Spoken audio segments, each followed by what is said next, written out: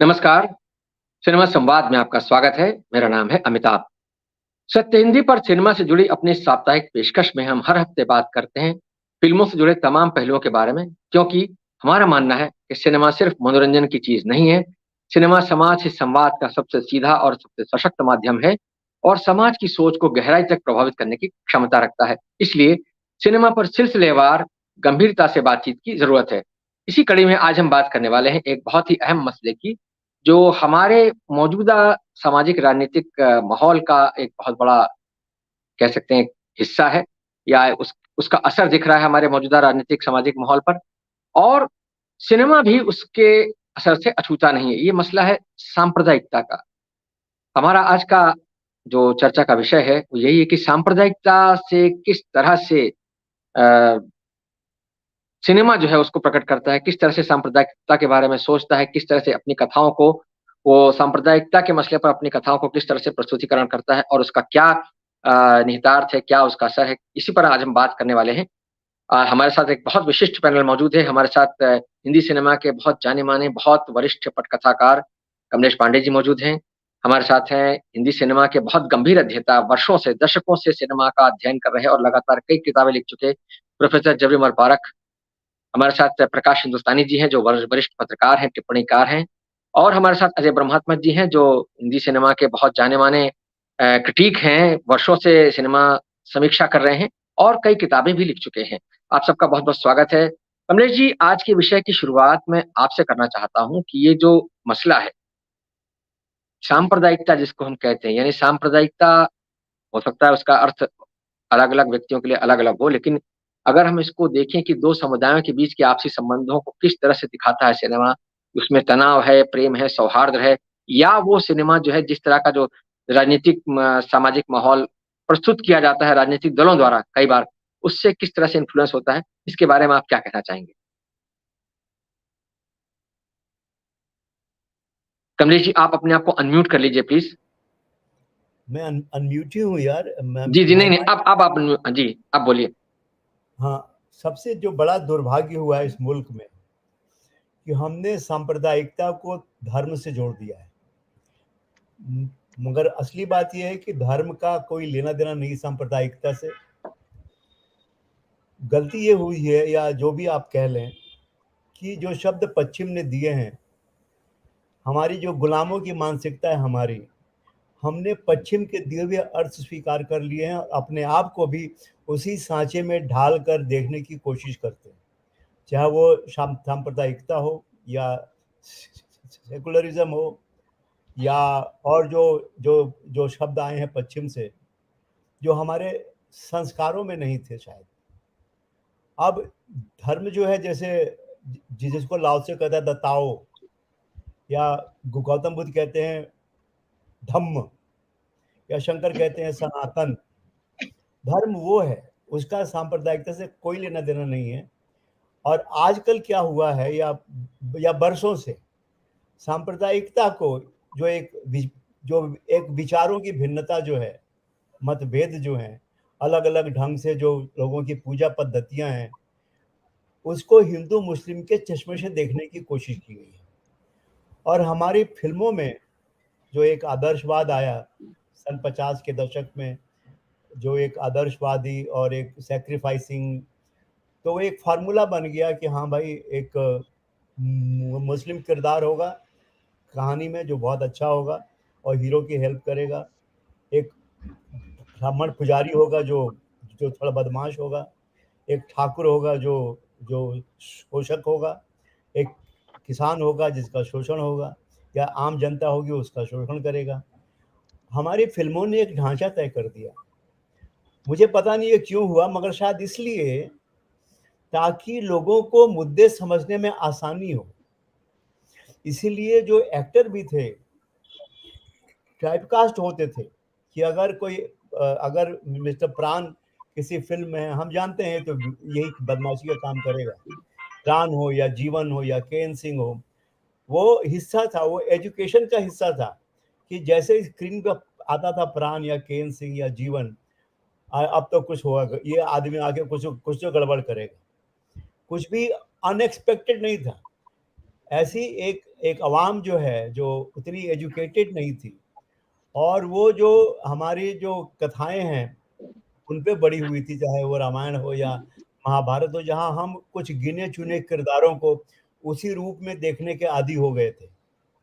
और वही जो महान परंपरा जो है हमारी फिल्मों ने जारी रखी कि कुछ जो गिने चुने किरदार हैं उनको उसी रूप में पेश किया जाए। जो ब्राह्मण पुजारी है वो थोड़ा धोखेबाज है, या वो अंधविश्वासी है, या जो भी है।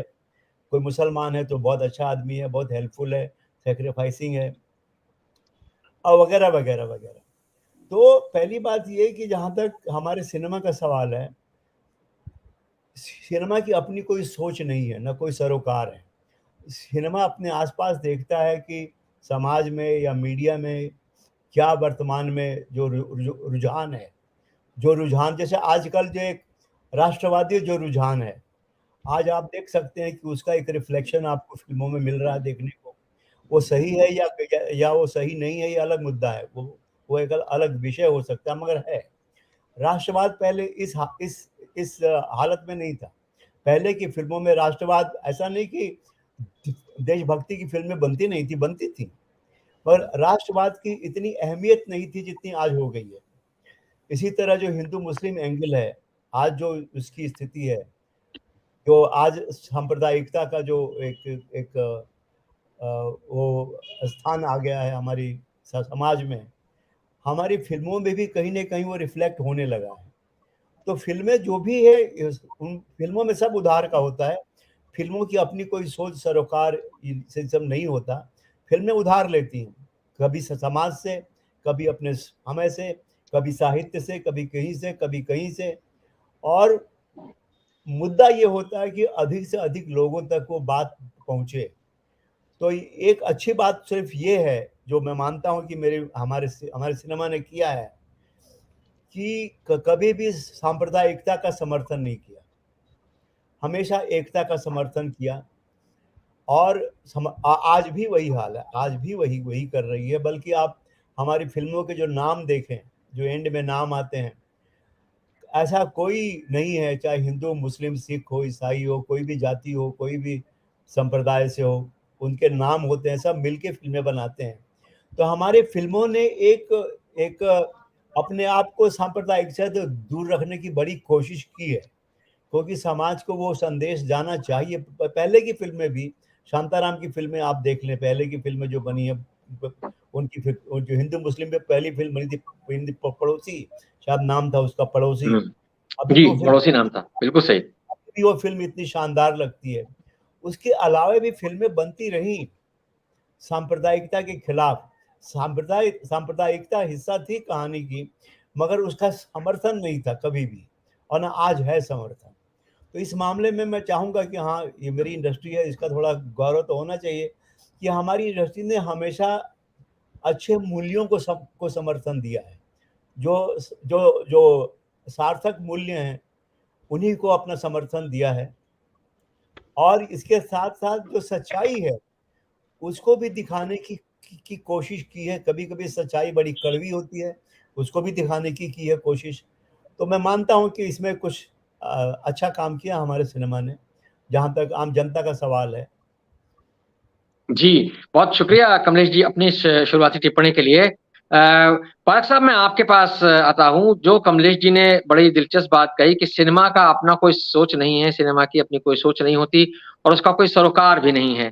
वो जो है वो समाज से या राजनीति से चीज़ें उधार लेता है और जो घटनाएँ घट रही हैं या जो प्रवृत्तियाँ समाज में पनप रही हैं या दिखती हैं, उनके आधार पर अपनी कहानी बनाता है और उसको आगे बढ़ाता है। और जो एक बात उन्होंने बहुत दिलचस्प कही, अच्छी कही कि सिनेमा वाक़ई में सांप्रदायिकता का समर्थन नहीं करता। आपने इस विषय का काफ़ी अध्ययन किया है, मुझे मालूम है आपने इस पर एक किताब भी लिखी है। तो मैं जानना चाहूँगा कि जो ये सांप्रदायिकता का मसला है, एक तो हमारी राजनीति और समाज में जो प्रवृत्तियाँ दिखती हैं, सिनेमा उनको किस तरह से अपनी कहानियों में ढाल कर पेश करता है और सिनेमा जो सांप्रदायिकता के हमले सिनेमा पर होते हैं, सांप्रदायिक तत्वों के हमले, चाहे वो हिंदू हैं, मुसलमान या और किसी जाति के हों, तो उनसे किस तरह से निपटता है, इसके बारे में आप क्या कहना चाहेंगे? पराग साहब, अपनी शुरुआती टिप्पणी को अगर थोड़ा संक्षेप में रखेंगे तो बहुत अच्छा होगा क्योंकि हम दो दौर में बातचीत को चलाना चाहते हैं। जी परख साहब, शुक्रिया।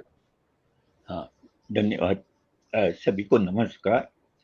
देखिए, सांप्रदायिकता का जहाँ तक सवाल है, हिंदी सिनेमा में कमलेश जी की इस बात से पूरी तरह सहमत हूँ कि हिंदी सिनेमा ही क्यों, भारत के प्रत्येक भाषा के सिनेमा ने कभी सांप्रदायिकता का समर्थन नहीं किया। लेकिन इस बात को मैं एक और बात से जोड़कर देखता हूँ कि एक हद तक वो पूरी तरह तो नहीं लागू होता, लेकिन उन्होंने डायरेक्टली लंबे समय तक सांप्रदायिकता को अपना विषय भी नहीं बनाया।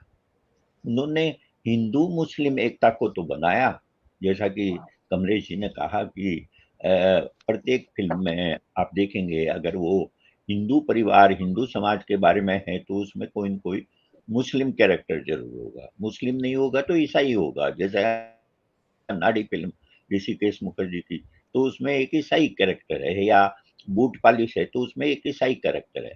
उसका मकसद, मेरा अपना विचार है कि उनके अच्छे बुरे होने का नहीं है, मतलब बुरे भी हो सकते हैं। जैसे अगर बूट पालिश का वो कैरेक्टर देखें तो वो अवैध शराब बनाता है, लेकिन कुल मिलाकर वो एक अच्छा व्यक्ति, ठीक है, और बच्चों को शिक्षित करता है, उन्हें पढ़ने के लिए प्रोत्साहित करता है। मेरे ख्याल में उन्होंने सांप्रदायिकता को एक ऐसी समस्या के रूप में लिया जिसे विषय बनाने की बजाय, जिसे उन्होंने इनडायरेक्टली ज्यादा पॉजिटिव ढंग से प्रस्तुत किया। आप देखेंगे कि एक लंबे समय तक 1973 में संभवतः गरम हवा फिल्म बनी, और उससे पहले तक स्वतंत्रता प्राप्ति यानी विभाजन होने के बाद से उस विषय पर सीधे तौर पर कोई फिल्म नहीं बनी। लेकिन हर फिल्म जो है वो कहीं न कहीं ये संदेश ज़रूर देती थी कि हिंदू और मुसलमान या दूसरी कम्युनिटीज़ भी जो हैं, वो भारत के नागरिक हैं।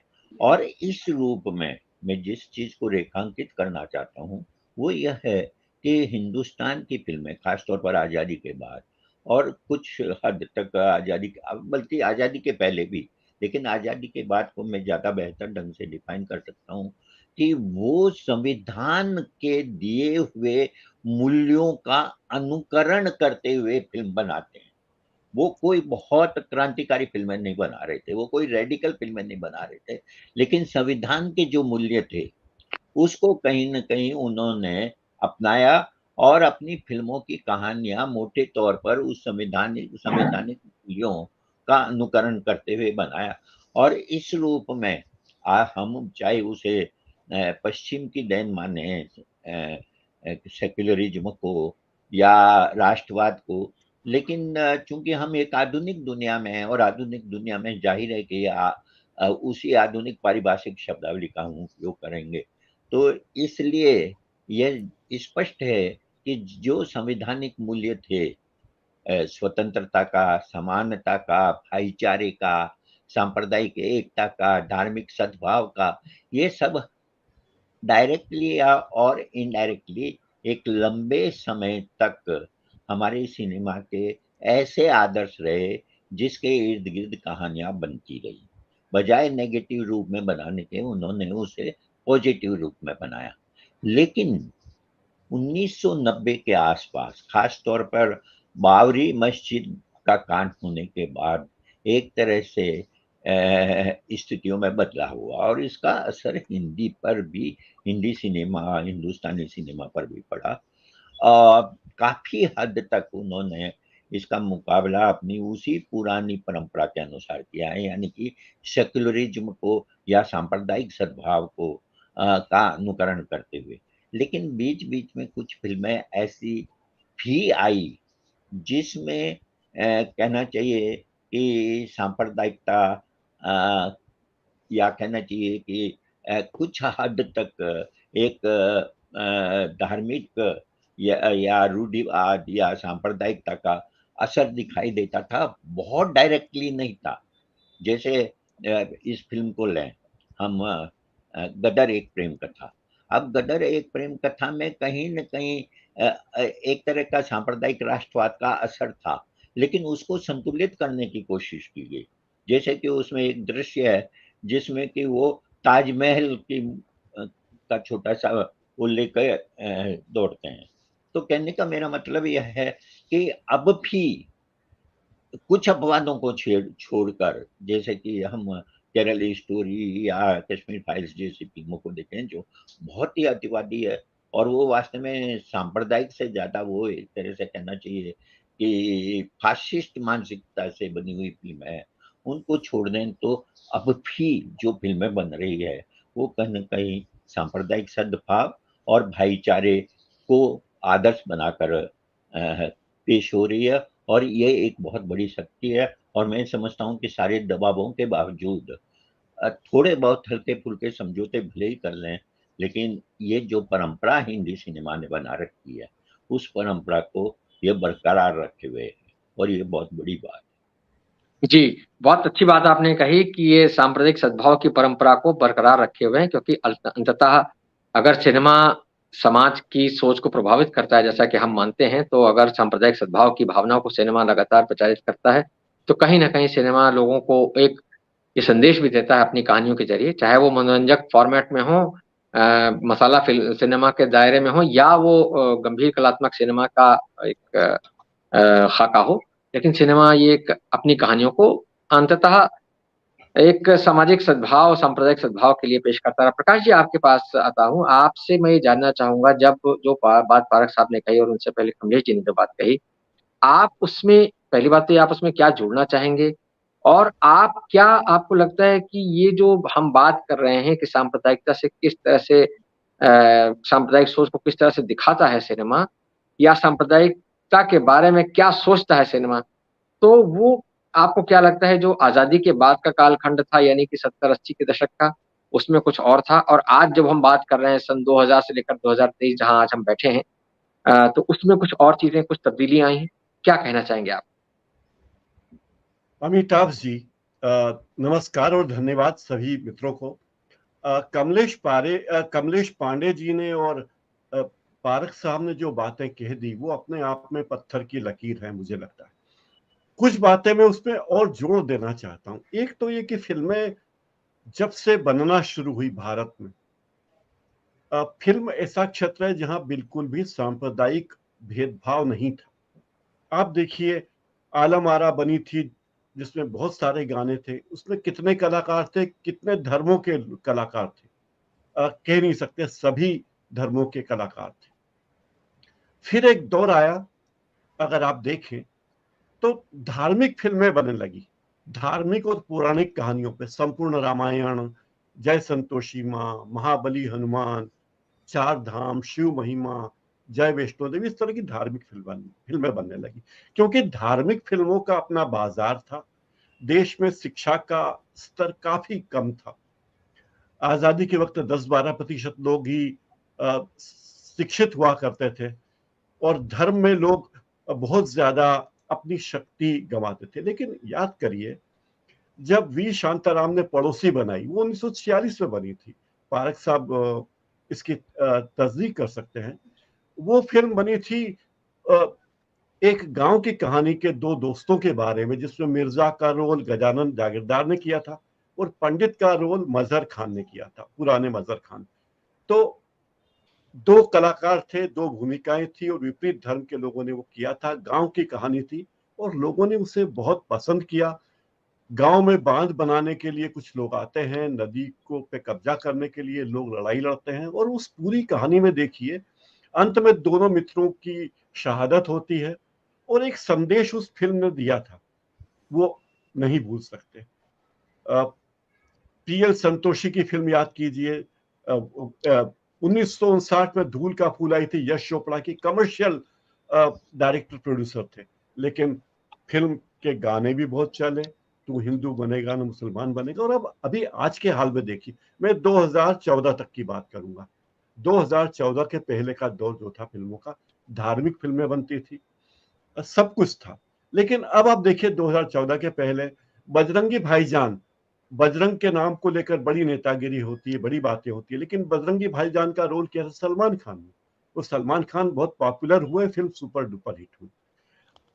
आमिर खान ने पीके में जो रोल किया था उस पर कई लोगों को दिक्कत थी, लेकिन पीके सुपरहिट हुई। कमल हसन ने हेराम बनाई, लोगों ने किसी ने कोई आपत्ति नहीं की। जब गर्म हवा बनी तब मुंबई में बाल ठाकरे ने कहा था कि अगर ये गर्म हवा रिलीज हुई तो हम तो टॉकीज में आग लगा देंगे, जला देंगे फिल्म उद्योग के स्टूडियो, ये होगा, बहुत कुछ कहा। गर्म हवा को तब सेंसर बोर्ड था, अब तो फिल्म प्रमाणन बोर्ड नाम हो गया, तब सेंसर का सर्टिफिकेट मिलने में 11 महीने लग गए। इंदिरा गांधी प्रधानमंत्री थी शायद, और उन्होंने कहा था कि अगर ये फिल्म बनी तो बहुत दंगे भड़क जाएंगे, लेकिन दंगे नहीं भड़के, क्योंकि गर्म हवा में सांप्रदायिकता का जो विभाजन था वो कहानी नहीं दिखाई गई थी। उसमें दिखाया गया था कि बंटवारे का दर्द क्या है, एक भाई जो हिंदुस्तान में रहता पाकिस्तान जाना चाहता है, एक मानवीय कहानी थी। और जब वो फिल्म आई तो बाल ठाकरे ने देखी, बाल ठाकरे ने भी सराहना की, जो कम्युनल माने जाते थे, मैं थे ये तो मैं नहीं दावे से कहूंगा, लेकिन माने जाते थे। यहां तक कि गर्म हवा के पायरेटेड वर्जन जो है पाकिस्तान में भी बहुत चले। लेकिन अभी कुछ दिनों से जो लग रहा है, 14 के बाद का जो दर्द आ रहा है, बीच में कुछ फिल्में आई जो पॉलिटिक फिल्में कही जा सकती है कि रंग दे बसंती, रिफ्यूजी या बॉर्डर और गदर जैसी फिल्मों में एक तरह से सीमा के नाम पर उन्होंने दिखाने की कोशिश की कि कैसे सीमा की लड़ाई को उन्होंने धार्मिक आधार दिया। हमारी सेनाओं में भी सब धर्मों के लोग हैं, हमारी फिल्म उद्योग में, हमारे फिल्मों में भी सब धर्मों के लोग हैं। लेकिन 14 के बाद, 2014 के बाद पहले देश में धार्मिक फिल्में बनती थी, दुर्भाग्य से अब सांप्रदायिक फिल्में बनने लगी। एक एजेंडा उनका तय है, उन्हें लगता है कि अगर इस देश में 80% एक धर्म विशेष के लोग हैं, उसमें से 50% लोग भी कम्युनल हैं, और अगर वो हमारी फिल्में देखते हैं, लेकिन लोगों ने उस बात को नकार दिया है। जो सांप्रदायिक एजेंडा पे बनी सबसे सुपर डुपर फिल्मों की, हिट फिल्मों की बात करें तो उनके दर्शकों की संख्या, उनको वहां सिनेमा घर में बिकने वाले टिकटों की संख्या 1.25 करोड़ से अधिक नहीं है। यानी 140 करोड़ के देश में सांप्रदायिक फिल्मों के दर्शक बहुत कम है, जबकि दूसरी फिल्मों के दर्शक आप देखिए, बजरंगी भाईजान हो या दंगल हो, उनके दर्शकों की संख्या बहुत ज्यादा। मैं आशान्वित हूं कि ये फिल्में, इन फिल्मों को दर्शक सिनेमा घर में लात मारेंगे, नहीं जाएंगे, जैसा कई फिल्मों के साथ हुआ भी है। ऐसा नहीं 2-3 फिल्मों को छोड़ दें तो अधिकतम सांप्रदायिक एजेंडा वाली फिल्में चली नहीं है, उनके नाम भी लोग नहीं जानते कि वो क्या फिल्में थी।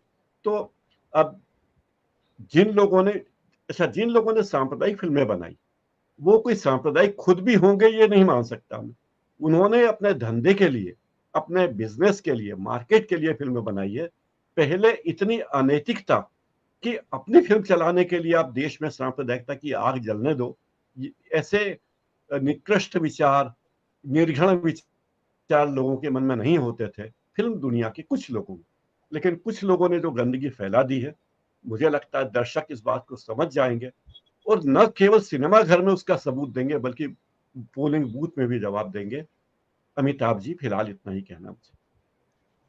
बहुत धन्यवाद अपनी इस टिप्पणी के लिए प्रकाश जी। अजय जी, आप आपसे मैं जानना चाहूंगा कि अजय, ये प्रकाश जी ने अपनी टिप्पणी में एक बहुत दिलचस्प बात कही, बहुत महत्वपूर्ण बात, दरअसल कि 2014 से पहले का सिनेमा और 2014 के बाद का सिनेमा, उन्होंने उसको रेखांकित किया अपने टिप्पणी में।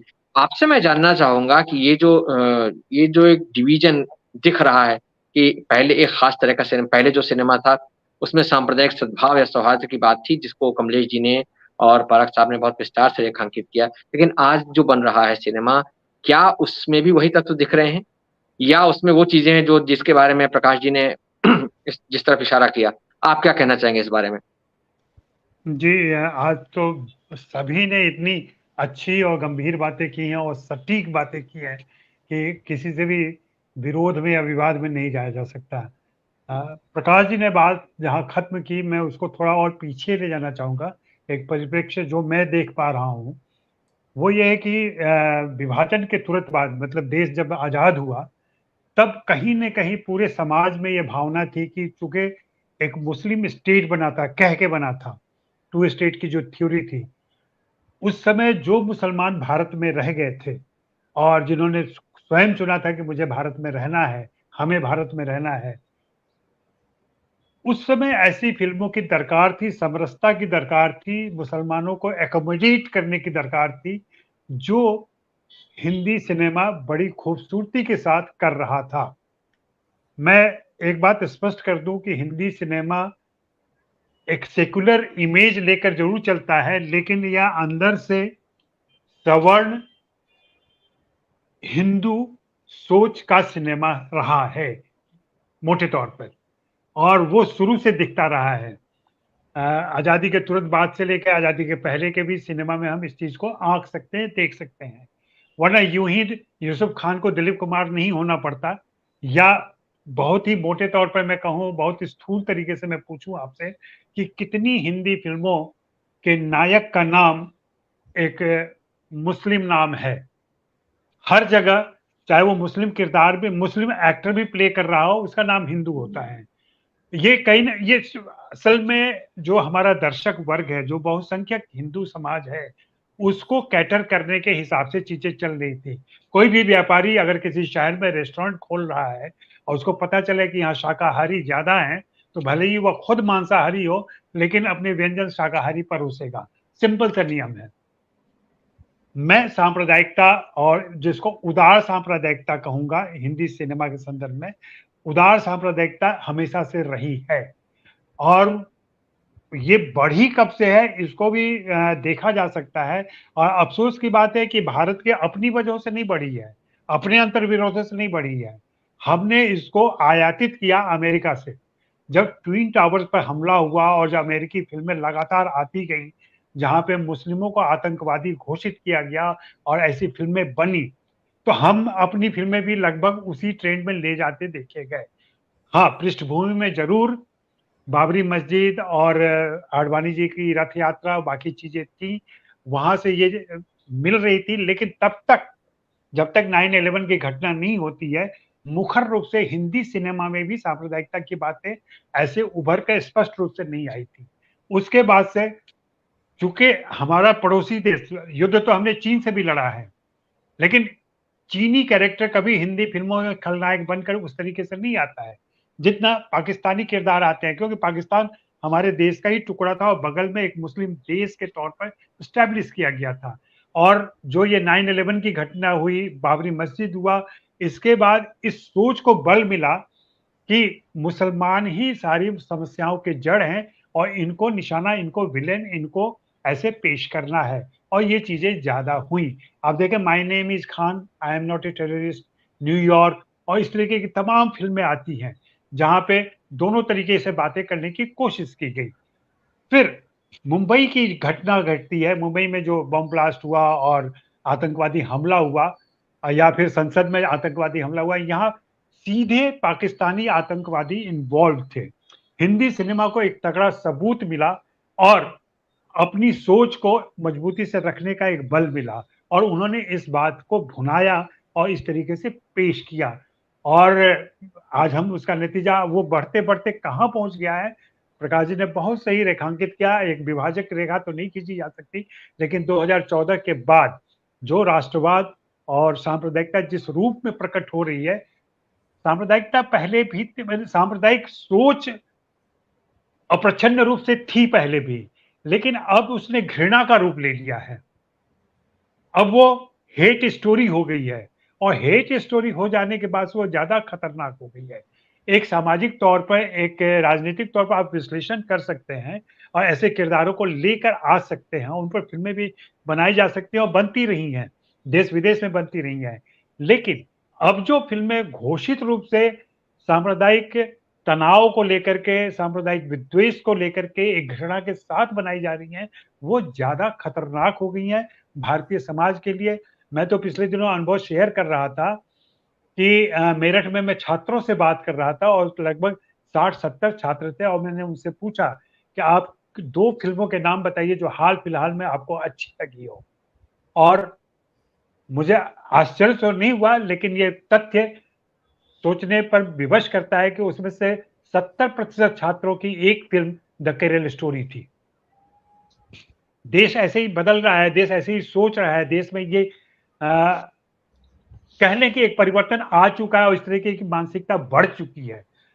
अब यह है कि हिंदी सिनेमा वास्तव में अपनी भूमिका क्या तय करे या कैसे जाए, यह हम नहीं कर सकते। कमलेश जी हैं, कमलेश जी ने बहुत बेहतर तरीके से अपनी बात रखी और जैसे जो निष्कर्ष दिया कि हिंदी फिल्में कभी सांप्रदायिक नहीं रही हैं, मैं यहाँ थोड़ा डिसएग्री करते हुए कहूँगा कि सोच में स्पष्ट रूप से सांप्रदायिक नहीं रही हैं, लेकिन मानसिकता वो रही है जो मैंने शुरू से कहा, क्यों नहीं हिंदी फिल्मों के रोमांटिक फिल्म का एक आम हीरो खुर्शीद नाम के लड़के का होता है और सकीना नाम की लड़की का होता है। जैसे ही मुस्लिम किरदार आते हैं, पहले हमने उनको मुस्लिम सोशल घोषित कर दिया और बाद में कुछ और कहने लगे।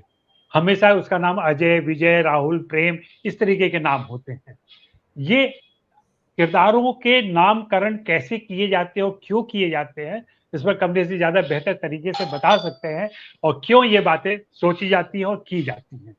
जी।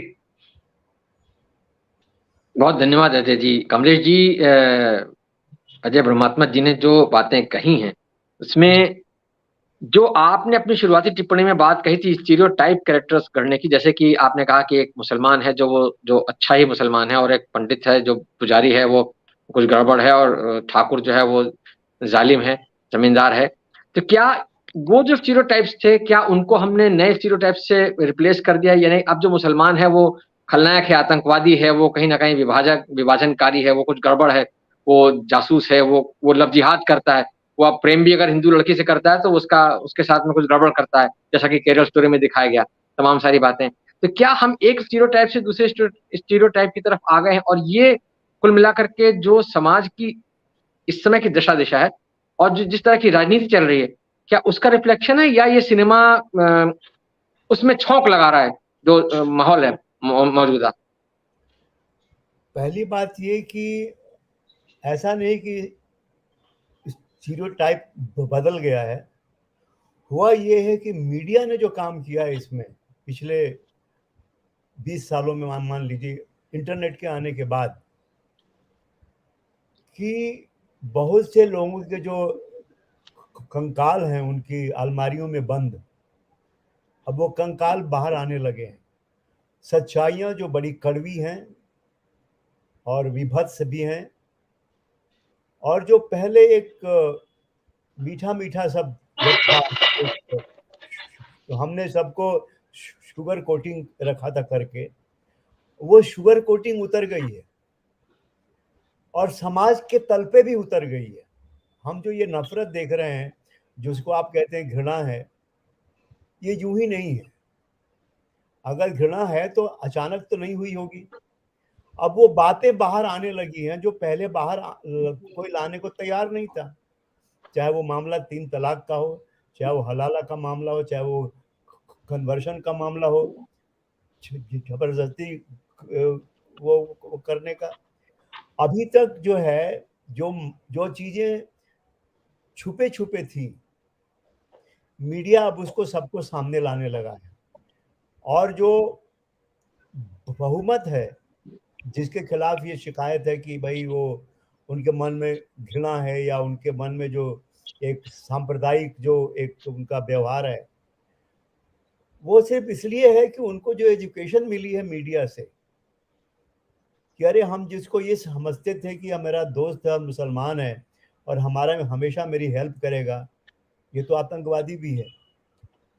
ये तो हमारी जो लड़कियां हैं उनको बहका फुसला के वो निकाह करता है, फिर उनके टुकड़े टुकड़े करके फेंक देता है। ऐसा नहीं कि उनके साथ भी हिंदू भी करते रहे हैं, ऐसी बात नहीं है। हुआ ये है कि मीडिया ने सबको नंगा कर दिया है। पहली बात ये है कि मीडिया ने सबको, चाहे वो हिंदू हो, मुसलमान हो, ईसाई हो, कोई भी हो, मीडिया में अभी कुछ भी छुप के नहीं रह सकता, सब बाहर आने लगा है। और जाहिर है कि बाहर आएगा तो लोग रिएक्ट जरूर करेंगे उस पर। अब सिनेमा कितना रिएक्ट करता है उस पर ये अलग बात है, करता है कि नहीं करता है ये उनकी हिम्मत की बात है कि वो रिएक्ट करता है तो किस ढंग से करता है। क्या वो जख्मों को हील करने की कोशिश करता है, जख्म भरने की कोशिश करता है, या जख्म को और डीप करने की और गहरा करने की कोशिश करता है, या उसको भुनाने की कोशिश करता है। तो वो है कि वो अपनी अपनी सोच है, जो लोग फिल्म बना रहे हैं उनकी अपनी अपनी सोच है, क्योंकि जाहिर है सबकी अपनी अपनी आस्था भी है, चाहे वो हिंदू हो या मुसलमान हो। पहले के अगर आप देखें हमारी पुरानी फिल्में, अधिकतर लेखक मुसलमान थे, अधिकतर लेखक मुसलमान थे। अब्बास हो, साहिर हो, अख्तर उल इमान हो, आप नाम इस्मत चुगताई हो, ये सारी पूरी एक पीढ़ी मुस्लिम लेखकों की, उन्होंने हमारी फिल्मों को समृद्ध किया है। और मैं मानता हूं कि हमारी फिल्मों में जो एक सांप्रदायिकता से दूर रहने का साहस आया, उनकी देन है। वो जो मुस्लिम लेखक थे उनकी देन है। और जो हिंदू लेखक भी थे, मुखराम शर्मा थे और भी लोग थे, उनको उनकी देन भी वही थी। अब जो शांताराम की फिल्में लिखने वाले जो हिंदू मराठी थे, जो सबसे मशहूर फिल्म थी हिंदू मुस्लिम एकता पे, आज भी मैं मानता हूँ कि सबसे सबसे शक्तिशाली फिल्म रही है हिंदू मुस्लिम एकता के लिए, वो सब हिंदू थे लिखने वाले। पर आज, मगर उस समय मीडिया ऐसा नहीं था। मीडिया इस तरह से सारे जख्मों को उभार के सामने नहीं ला रहा था। अब ये मीडिया ने ऐसी भूमिका अपना ली है, फॉर बेटर और वर्स, अब इसका जो भी परिणाम होता हो, अब कहीं कुछ भी छुपा रहना रखना मुश्किल है। चाहे वो हिंदू हो, चाहे वो मुसलमान हो, चाहे वो सिख हो, चाहे वो ईसाई हो, सबके गड़े मुर्दे निकलने लगे हैं बाहर। और ज़ाहिर है कि जब गड़े मुर्दे बाहर निकलेंगे तो बदबू तो फैलेगी, और उस बदबू का असर समाज में होगा और हो रहा है। जो अभी अजय ने बात की, समाज में जो असर हो रहा है वो यही है कि वो जो बदबू निकली है उसी का असर है, कि जो नाम लेते हैं एक फिल्म का, द केरला स्टोरी। अब जाहिर है, अब ये एक सच्चाई थी कि हाँ भाई, कन्वर्शन जो है वो एक समस्या रही समाज में, हिंदुओं का खास तौर से कन्वर्शन, चाहे वो ईसाई बनाने के लिए या मुस्लिम बनाने के लिए। और पहली बार किसी ने उसको खोल के रखा है। अब ये आम जनता पे है कि आप वो फिल्म देखे या ना देखे। और अगर वो जनता वो फिल्म देख रही है, और दूसरी बात ये है कि जिसने फिल्म बनाई है, इसका भी बहुत बड़ा फर्क पड़ता है कि बनाने वाले का जो स्किल है कितना कन्विंसिंग है, उसका आर्गुमेंट कितना कन्विंसिंग है, उसकी उसकी जो नैरेटिव है उसने कितनी ईमानदारी से किया है, इस पर इसका भी फर्क पड़ता है। तो उसका भी असर पड़ता है कि हाँ, जो एक युवा लोगों से बात की अजय जी ने मेरठ में, ये उसी का परिणाम है। तो मेरी अपनी सोच ये है कि हमें इसी से घबराना नहीं चाहिए। कमलेश ये जी, जो एक सवाल मेरा है, मैं आपको माफ कीजिए, मैं बीच में रोक रहा हूँ। आपने जो बात कही, तो क्या जिस आपने फिल्मकारों की बात कही, वो जो इस तरह की फिल्में बना रहे हैं, तो क्या ये पॉलिटिकल अलाइनमेंट के लिए फिल्में बनाई जा रही हैं? जैसे पहले आपने कहा कि भाई पहले फिल्में बनती थी सांप्रदायिक सद्भाव के लिए, सौहार्द के लिए, तो उस समय राजनीति में जो माहौल था, यानी खासतौर से आजादी के बाद से लेकर के अगर हम बात के 2 दशकों तक का माहौल देखें कम से कम, तो जो एक नया भारत बनाने की एक कोशिश थी कि जो विभाजन के जख्म हैं उनको कुरेदने के बजाय उन पर मरहम लगाया जाए। आज जो जैसा आपने कहा कि मीडिया जो है जिस तरह का काम कर रहा है, उससे जख्म कुरेदे जा रहे हैं, यानी स्केलेटन्स जो आपने कहा कि बाहर आ रहे हैं और जो बदबू फैल रही है।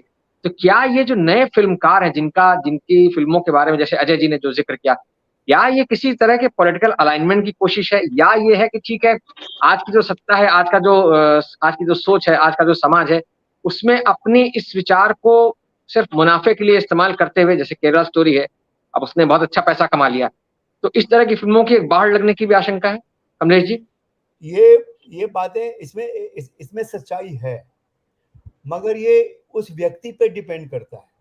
ये एक सामूहिक सोच या सरोकार नहीं है कि हमें ऐसे लाभ के लिए जो सत्ता है उनको खुश करना है, सत्ताधीशों को, या राजनीतिक जो अलाइनमेंट की बात कर रहे थे आप, कि कोई जी। ऐसी बात ना हो जो उनके खिलाफ हो, उनको नाराज ना किया जाए। ऐसे कुछ लोग हो सकते हैं और हैं भी, ऐसी बात नहीं है, हैं, और लोगों ने कोशिश की है, मगर आवश्यक नहीं कि वो सब हमेशा सफल हो कोशिश। अब जैसे आदि पुरुष है, आदि पुरुष खुले आम सत्ताधीशों को खुश करने की कोशिश थी। रामायण के, एक तो रामायण के ऊपर फिल्म बना रहे हैं आप, राम की कथा लेके बना रहे हैं। अब उससे ज्यादा ज्यादा नंगापन क्या हो सकता है आपके आपके जो इरादों का, कि आपका इरादा क्या है, आपका मकसद क्या है। मगर जो फिल्म को जूते पड़े वो सबको मालूम है। तो सवाल ये नहीं कि कौन किस मकसद से फिल्म बनाता है, असली बात ये है कि हाँ वो फिल्म कितनी कन्विंसिंग है, क्योंकि जनता बेवकूफ नहीं है। जनता भोली हो सकती है कभी कभी, बेवकूफ नहीं है। वो आपका मकसद, आपकी नीयत समझ जाती है कि आपकी ये फिल्म बनाने के पीछे आपकी नीयत क्या है। अगर आपकी ईमानदारी है, अगर किसी सच बात को या सच बात की जो जितनी उसकी कड़वाहट है उसको बोलने में, दिखाने में आपकी एक ईमानदारी दिखती है, जो मुझे लगा कि शायद फिल्म्स लाइक कश्मीर फाइल्स और द केरला स्टोरी में शायद वही वजह रही होगी कि जो भी वजह हो, भले आप उनसे राजी हो या न हो, मगर उनके बनाने वालों में एक ईमानदारी और एक बेबाकी दिखी कि हाँ भाई उन्होंने बड़े इमोशन से बनाई है। वो उन लोगों ने किसी को खुश करने के लिए नहीं बनाई है, वो एक सच को बाहर लाने की हिम्मत की है। और सच वो जरा खतरनाक है, कुछ लोगों के लिए बहुत कड़वा है, मगर इसीलिए लोगों ने पसंद की क्योंकि एक ईमानदारी है उसमें। उसमें एक ईमानदारी है क्योंकि मैं उन दोनों को अच्छी तरह जानता हूँ, उदित सिंह को भी और अग्निहोत्री को भी। वो दोनों मित्र भी हैं मेरे, इसलिए मैं उनकी तारीफ नहीं कर रहा हूँ, मगर एक ईमानदारी है क्योंकि जो फिल्में बन रही थी उसकी जो पूरी प्रक्रिया, कभी कभी उनसे बातचीत होती थी और मैं कहता था कि ये बड़ी हिम्मत की बात होगी अगर तुमने अच्छी तरह निभा लिया तो।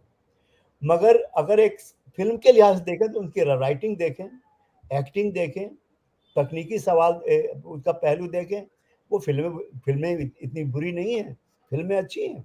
और जो कन्विक्शन है, बनाने का कन्विक्शन है, और मैं तो कहता हूँ अगर कोई चाहे उसको पूरी दावत है, आए, उनका जवाब दे उन फिल्मों का। कश्मीर फाइल्स का जवाब दे, हिम्मत है तो, या केरला स्टोरी का जवाब दे, हिम्मत है तो। आप लेके आइए अपना कन्विक्शन, अपना विश्वास, अपनी ईमानदारी, अपनी तकनीक, अपनी कुशलता लेके आइए और बनाइए जवाब उनका, और लोग जाएंगे देखने के लिए कि आपका जवाब क्या है। क्योंकि लोग एक बहुत ही डेमोक्रेटिक है, लोग भोले हैं मगर बेवकूफ नहीं है, वो आपकी नीयत भांप जाते हैं। तो ये जो ये कुछ लोग ऐसे हैं कि वो देखते हैं कि हाँ भाई आजकल हवा क्या चल रही है और आजकल कौन से टाइप का विषय जो है ज़्यादा पॉपुलर हो रहा है, तो चलो वैसी एक बनाते हैं। अगर फैमिली ड्रामा चल रहा है तो फैमिली ड्रामा, एक्शन है तो एक्शन, लव स्टोरी है तो लव स्टोरी, देशभक्ति है तो देशभक्ति। तो वो उनका कुछ एक कैलकुलेशन होता है, इनका कैलकुलेशन कि चलो ये है, मगर फिल्में कैलकुलेशन से नहीं बनती। ये मेरा अपना अनुभव है कि फिल्में कभी भी कैलकुलेशन से नहीं बनती। फिल्में जिस शिद्दत से, जिस जुनून से, जिस दीवानगी से बनती है वही असल में सफल होती है। अभी जो मैं एग्जाम्पल देता हूँ ये के आसिफ की बायोपिक का, मैं उसका उदाहरण देता हूँ कि के आसिफ ने मुगले आजम बनाई तो सिर्फ इसलिए नहीं कि एक मुझे महान फिल्म बनानी है या अकबर बहुत पसंद है, या जो पैसा लगा रहा था शाहपुर जी पालन जी वो अकबर का बड़ा फैन था, ये बिल्कुल वजह नहीं थी। ये 1951 में उसने फिल्म शुरू की मुगले आजम, और आज़ाद हिंदुस्तान में जो हिंदुस्तान का पार्टीशन हुआ था, विभाजन, उसकी जो हिंसा हुई थी, जो हत्या हुई थी, जो बलात्कार हुए थे, जो घृणा फैली थी हिंदू मुसलमानों के बीच में, आसिफ उसके लिए उसके बारे में बहुत सजग था और उसने बाकायदा स्क्रिप्ट में बदलाव किया, क्योंकि इम्तियाज अली के नाटक में कोई हिंदू किरदार नहीं था। आसिफ ने रखवाया कि नहीं, हिंदू किरदार चाहिए। जो सलीम का दोस्त है वो हिंदू है, दुर्जन सिंह है। जो अकबर का मंत्री है मान सिंह है। अकबर की बीबी है वो जोधाबाई है। और सबसे कमाल का सीन जो आसिफ ने कंसीव किया कि वो जहाँ दुर्जन सिंह की मृत्यु होती है मंदिर में, दुर्गा के मंदिर में, तो वो उसके गले में माला पड़ती है, मूर्ति की माला पड़ती है, और बगल में जो अनारकली जो वो उसी मंदिर में नमाज पढ़ रही है। उसी मंदिर में एक तरफ ये जो हिंदू जिसने सेक्रीफाइस की अपनी जान अनारकली के लिए, वो आखिरी सांसें ले रहा है, और बगल में अनारकली नमाज पढ़ रही है। वो नमाज पढ़ के उठती है और देखती है कि ये मर चुका है, तो अपना दुपट्टा लेकर उसके ऊपर उड़ा देती है। इस एक सीन में के आसिफ ने जो संदेश दिया सांप्रदायिकता के खिलाफ अभी तक मैंने कहीं किसी किताब में पढ़ने को नहीं मिला। सिनेमा में ये ताकत है, वही कर सकता है। बहुत अच्छी मिसाल दी आपने कमलेश जी, बहुत अच्छी मिसाल दी। मैं इस थॉट प्रोसेस को परख साहब आपके पास ले जाना चाहता हूँ, जो कमलेश जी ने जहां बात अपनी खत्म की, उन्होंने मुगले आजम के एक सीन का जिक्र किया, फिल्म की पीछे की पूरी जो मेहनत थी या जो थॉट प्रोसेस थी कैसिफ की, उसके बारे में बताया, क्योंकि वो कैसिफ के बायोपिक पर काम कर रहे हैं, ये हमारे दर्शकों को भी पता होना चाहिए।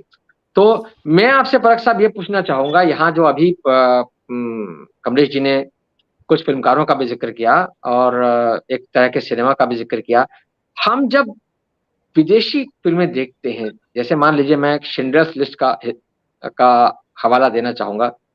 शिंडलर्स लिस्ट जैसी फिल्म जिसमें कि हम देखते हैं कि हाँ, नाजी जर्मनी के दिनों की कहानी, नाजियों और यहूदियों की कहानी, लेकिन उस फिल्म को देखते हुए और उसको देखने के बाद आपके मन में कहीं ऐसी भावना नहीं आती कि मैं सिनेमा हॉल से निकलूं और जो मेरे विरोधी पक्ष का आदमी है उसका मैं उसके खिलाफ नारे लगाऊं, उसका गला दबा दूं या उसके बारे में कुछ उल्टा सीधा कह दूं या कर दूं।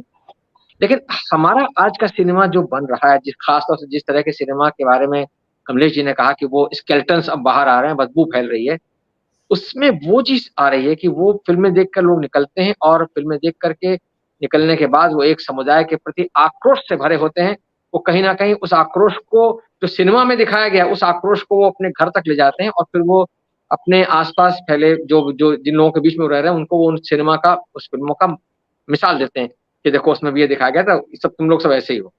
तो ये जो चीज है, इसके बारे में आप क्या कहना चाहेंगे? और सिनेमा, जैसा कि कमलेश जी ने कहा कि एक वो दौर था कि कैसिफ ने इतना बढ़िया सीन दिखाया कि हाँ, एक एक तरफ एक हिंदू व्यक्ति की मृत्यु हो रही है और वो देवी मंदिर में, उसी मंदिर में जो है वो अनारकली एक मुसलमान है, वो बैठ के नमाज पढ़ रही है।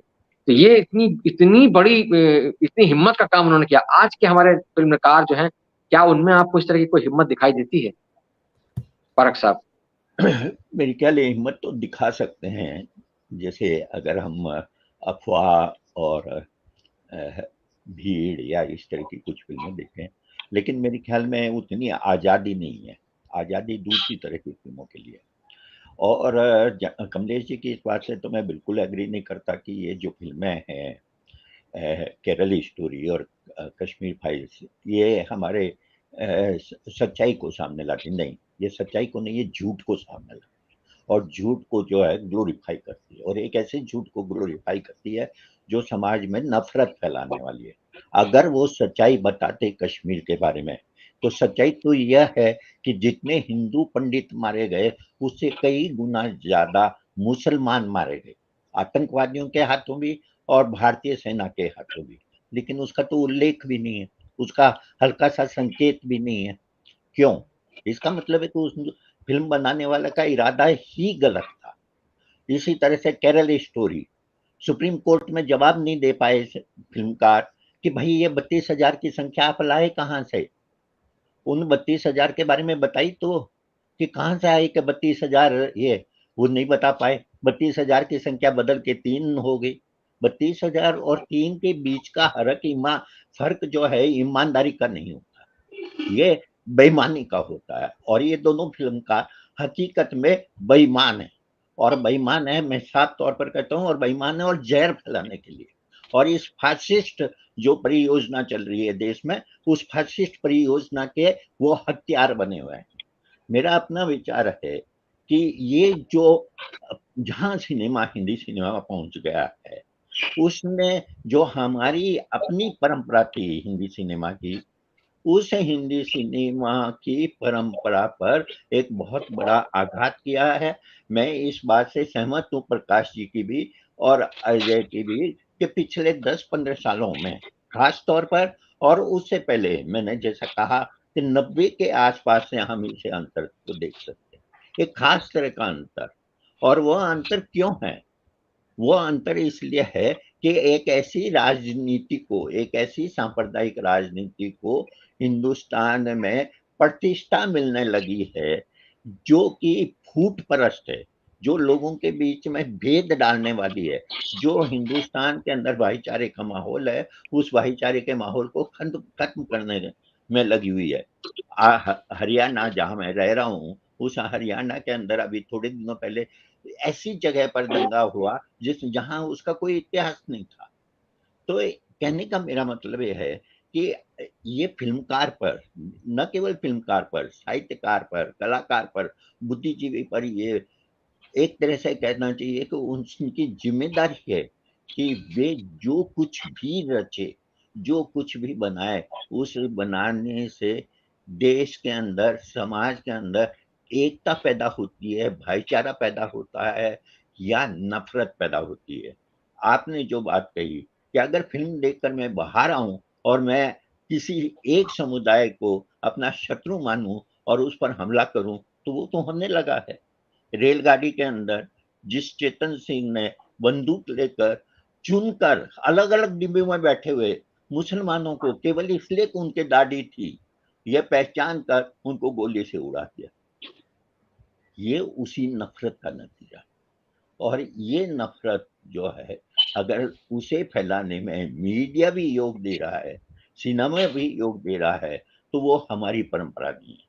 फिल्मकारों को ये सोचना पड़ेगा कि इस तरह के जो चीजें हो रही है समाज में, या उस पर इस तरह की अगर फिल्में बनती है तो उन फिल्मों का कैसे जवाब देना चाहिए। जी, बहुत शुक्रिया परख साहब अपनी इस महत्वपूर्ण टिप्पणी के लिए।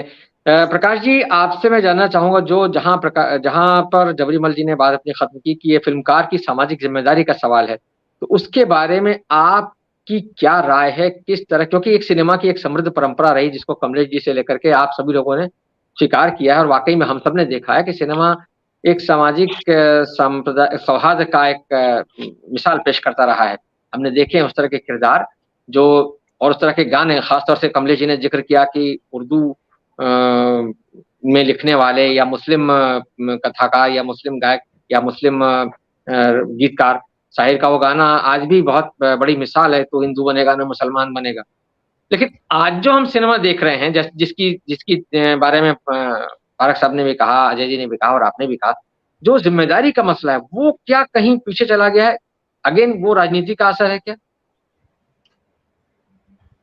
अमिताभ जी, पहली बात तो ये कि धार्मिक होना और सांप्रदायिक होना दो अलग अलग बातें।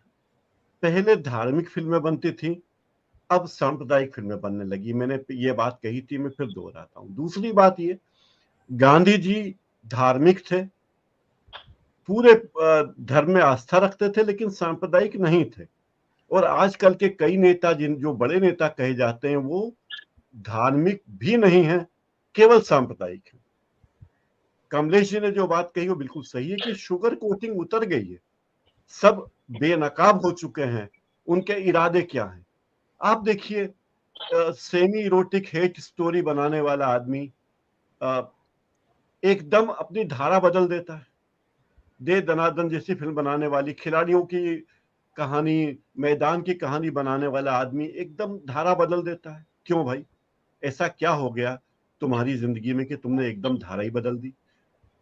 चॉकलेट जैसी फिल्म बनाने वाला, traffic jam, Buddha in traffic jam जैसी बनाने वाला फिल्म बनाने वाला, लेकिन जैसी सरकार बदलती है तो जो व्यापारी है, व्यापारी निर्माता निर्देशक है, वो बनाने लगता है ताशकंद फाइल, उसे सरकार का संरक्षण मिलता है।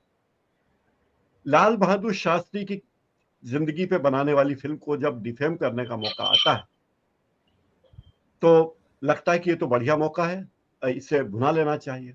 सरकारी इनाम मिलता है तो आदमी और प्रोत्साहित होता है, और फिर वो पूरा माहौल देखता है। जो फिल्म चली है कोई लोगों ने खुद जाके नहीं देखी। जब फिल्म में मुख्यमंत्री को दिखाई गई, मुख्यमंत्री ने कहा बहुत बढ़िया फिल्म है, टैक्स फ्री, सबसे बड़े राज्य में जिसकी आबादी 23-24 करोड़ है, वहां मुख्यमंत्री फिल्म देखते हैं, बोलते हैं टैक्स फ्री। जब इस देश में फिल्म प्रमाणन बोर्ड है, आप देखिए पहले किन फिल्मों को टैक्स फ्री, कौन सी फिल्में टैक्स फ्री होती थी, जो देश की एकता को बनाए रखने के लिए काम करती थी, जिनमें समाज के लिए कुछ संदेश होता था। और अब नफरत फैलाने वाली फिल्में टैक्स फ्री। फिल्म की नाम की घोषणा होती और अंदर खाने में तय हो जाता है कि फिल्म टैक्स फ्री। दूसरी बात यह है कि फिल्म एक ऐसा माध्यम नहीं कि आपने अपने घर में बना दी और दिखा दी। बहुत सारी प्रक्रियाएं जिससे निपटना होता है। फिल्म सेंसर बोर्ड जो पहले था और अब फिल्म प्रमाणन बोर्ड है, उसकी परमिशन भी लगती है। मैंने बताया कि गर्म हवा 11 महीने तक सेंसर बोर्ड में अटकी रही, जिसमें कोई सांप्रदायिक दंगा नहीं दिखाया गया, विभाजन की पीड़ा दिखाई गई थी। 11 महीने मतलब कुछ नियंत्रण था। अभी भी फिल्मों पर नियंत्रण है। अगर कोई इसके विपरीत फिल्म बना दे, मान लो अगर कोई कहे कि बावरी ढांचे को ढहाने पे कोई फिल्म बना दे, कोई मुस्लिम फिल्मकार बना दे, तो क्या फिल्म प्रमाणन बोर्ड उसे सर्टिफिकेट दे देगा इतनी आसानी से? क्या वो फिल्म टैक्स फ्री हो जाएगी? बिल्कुल बिल्कुल। किसी भी राज्य में, जिस राज्य में मुस्लिमों की संख्या ज्यादा है, क्योंकि नफरत के बीज आप बोएंगे। आप 140 करोड़ का मुल्क है और फिल्म एक धंधा है, लेकिन धंधे के लिए देश में आग नहीं लगाई जा सकती। आपकी दुकान चले, बहुत अच्छी बात है, हमारी दुआएं हैं दुकान खूब चले। आप अच्छी फिल्म बनाइए, अच्छा माल बनाइए, लोगों को पसंद आए। दो दिलीप कुमार का जिक्र बार बार होता है कि एक यूसुफ खान थे जो दिलीप कुमार बन गए क्योंकि उन्हें लगता था कि एक मुस्लिम नाम का हीरो हिंदुस्तान में, जो विभाजन जो पाकिस्तान में जन्मा, शायद पसंद नहीं किया जाए। लेकिन उसी देश में एक दिलीप कुमार होता है जो AR रहमान बन जाता है। और ये मुल्क की तासीर देखिए, ये हिंदुस्तान की तासीर है। दोनों ही दिलीप कुमार को लोग पसंद करते हैं, चाहे वो AR रहमान बन के आए, चाहे वो यूसुफ खान रहे। तो ये इस मुल्क की तासीर है। जैसा कि पारक साहब ने कहा कि हिंदुस्तान वो कट्टर, हम हिंदुओं की, या न तो हिंदुस्तान के हिंदू कट्टर हैं, न मुसलमान भारत के मुसलमान कट्टर। भारत के मुसलमान भी एक तरह से उनकी पूरी आदत, उनका पूरा जीवन हिंदुओं जैसा ही भारत में। भारत के मुसलमानों की तुलना आप अरब के मुसलमानों से या मोजाम्बिक के मुसलमानों से नहीं कर सकते। हम एक जी अलग मुल्क, दुनिया के बहुत यूनिक मुल्क है। और हमारे साथ हमारी फिल्मों में, दूसरी बात ये, मैं अंत में एक ही बात कहूंगा, फिल्में बाजार है, लेकिन एक ये जो अपेक्षा करते हैं कि हम फिल्म बनाएंगे और ये हो जाएगा, वो अब नहीं होने वाला है। क्योंकि अब फिल्मों का महत्व कम हो रहा है। जो पहले फिल्में बनी थी धूल का फूल, तब दर्शक फिल्म को देखता था तो उसमें समाहित हो जाता था, अपने आप को शामिल कर लेता था। अब एक दर्शक है, वो देखता है कि जैसे अखबार का पन्ना पलट के 1 घंटे बाद उसको कूड़े के ढेर में डाल देता है, इस तरह फिल्में हमारे जीवन का हिस्सा अब नहीं है। और धीरे धीरे वो महत्व कम हो रहा है। जी अमिताभ, बहुत शुक्रिया प्रकाश जी। अजय जी, कार्यक्रम के एकदम अंतिम हिस्से में मैं आपके पास आ रहा हूँ। आपकी टिप्पणी से ही कार्यक्रम का समापन करेंगे हम। आपसे मैं जानना चाहूंगा कि अभी प्रकाश जी ने जैसे दिलीप कुमार का जिक्र किया और ये भी कहा कि एक दिलीप कुमार, एक यूसुफ खान से जो दिलीप कुमार बन गए और एक दिलीप कुमार थे जो AR रहमान बन गए, और दोनों को इस मुल्क ने गले लगाया, जनता ने गले लगाया। हम आज भी देख रहे हैं कि एक शाहरुख खान है, एक सलमान खान है, एक आमिर खान है, एक सैफ अली खान है। ये अपने असली नामों के साथ मौजूद हैं और असली नामों के साथ पॉपुलर है। ये पिछले 10 साल की अगर राजनीति छोड़ दी जाए तो जिस तरीके से अभी तक इन चारों अभिनेताओं का ग्राफ रहा है, खासतौर से शाहरुख खान को अगर हम लें तो जिस तरह से पठान फिल्म के बाद अचानक उनकी बहुत दमदार धमाकेदार वापसी हुई और अब उनकी नई फिल्म को लेकर के भी काफी चर्चाएं हैं।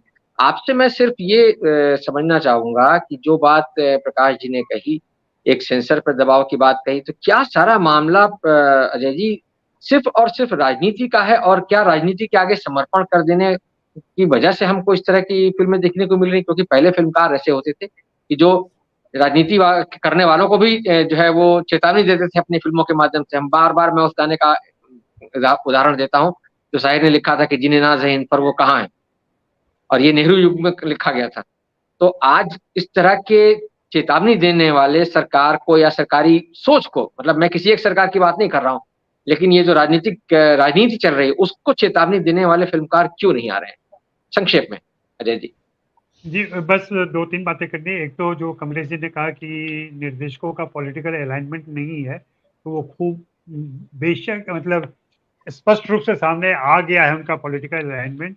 और जैसा कि प्रकाश जी ने पहले बताया था कि इंदौर में सुदीप्तो सेन ने संघ के मंच से जाकर क्या-क्या बातें की थी।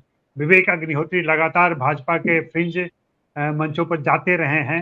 और अभी बताऊं मैं कि ताज़ा एक खबर ये है कि एक ज़बरदस्त मीटिंग चल रही है जहाँ पे दोनों आमंत्रित हैं और वहाँ ये स्ट्रेटजी तय हो रही है कि आगे हमें कैसी फिल्में बनानी है और कैसी फिल्में लेकर आना है। तो पूरे पॉलिटिकल अलाइनमेंट तो बन चुका है। रही बात पॉलिटिकल दबाव, प्रभाव और हस्तक्षेप की, तो वो बहुत ज़्यादा बढ़ गया है। पहले भी पॉलिटिकल प्रभाव में लोग रहते थे, नेहरू युग के प्रभाव में बहुत सारी फिल्में बनी हैं। हमें देखना यह पड़ेगा कि प्रभाव, राजनीतिक प्रभाव से फिल्में समाज में कुछ जोड़ रही हैं या समाज से कुछ छीन रही हैं, समाज से कुछ काट रही हैं।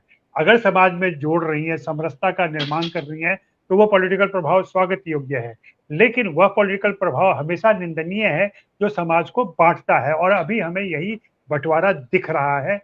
मैं पहले भी इस बात को बता चुका हूँ, बार-बार मैं दोहराता हूँ कि हर जगह लेखक सबसे पहले सचेत है, जानता है कि वो क्या लिखेगा तो कहाँ रुक जाएगी बात, और वो अपनी बात फिल्म में लेकर नहीं आ पाएगा। उसके बाद निर्देशक आता है, वो भी उस पर बंधन लगाता है। तो अब ये चीजें उतनी आसान अभी नहीं रह गई हैं। अगर इसमें उदारता आती है, अगर कुछ संभव हो पाता है तो बहुत अच्छी बात होगी। फिलहाल मुझे एक रेड लाइन दिख रहा है। जी, शुक्रिया। आपकी आवाज। जी, बहुत शुक्रिया अजय जी अपनी इस टिप्पणी के लिए। आज एक बहुत महत्वपूर्ण मसले पर हम लोगों ने बातचीत की, जो सिनेमा, समाज और राजनीति सबसे जुड़ा हुआ है, और कैसे सांप्रदायिकता का मुद्दा, जो कि हमारे समाज की एक चिंता बना हुआ है, फिलहाल हमारी राजनीति का एक केंद्रबिंदु बना हुआ है, कैसे वो सिनेमा से जुड़ा हुआ है और कैसे सिनेमा उससे जुड़ा हुआ है, कैसे सिनेमा अपनी कहानियाँ प्रस्तुत कर रहा है, इस पर हमने बातचीत की। इस महत्वपूर्ण बातचीत के लिए आप सबका बहुत-बहुत शुक्रिया, और हमारे दर्शकों का भी शुक्रिया जिन्होंने इस बातचीत को बहुत ध्यान से और धैर्य से देखा सुना। अगले हफ्ते हम फिर हाजिर होंगे किसी ऐसे ही विषय के साथ। तब तक के लिए नमस्कार।